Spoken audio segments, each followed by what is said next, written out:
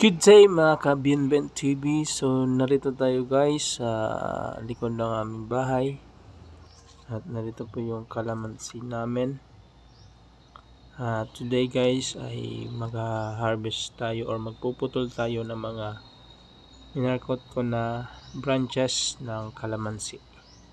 So narito guys yung mga bunga na yung branches. So ayan guys yung minarkot ko nung nakarang buwan. Pansin ko kasi guys na nagsisimula ng umugat ang kanyang mga branches.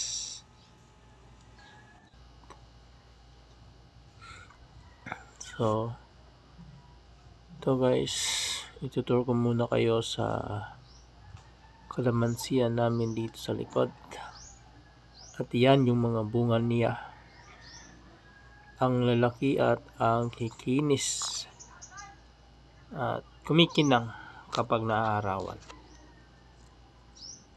Sinyalis guys na dami ng kanyang katas.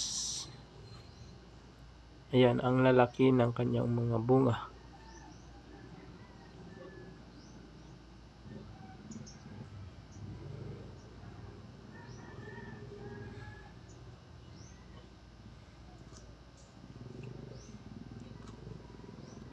So magsi 6 years pa lang to guys na puno ng kalamansian namin. So nung unang dumating to sa amin ay ang liliit. At narito na guys, magpuputol na ako ng mga branches ng kalamansi. So bali 21 branches na aking nakat dyan guys. Dahil marami akong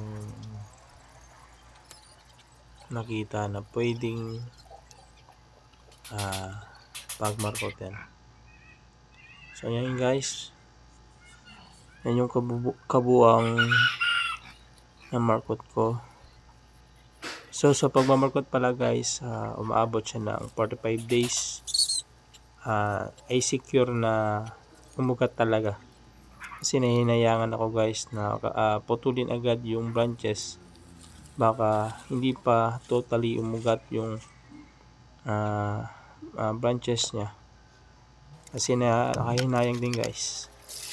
At ayan guys, after that, binabat ko muna ng isang araw yung na-markot ko na kalamansi. After 1 day, tsaka na natin ililipat sa plastic or sa paso. Yan lang guys at maraming salamat.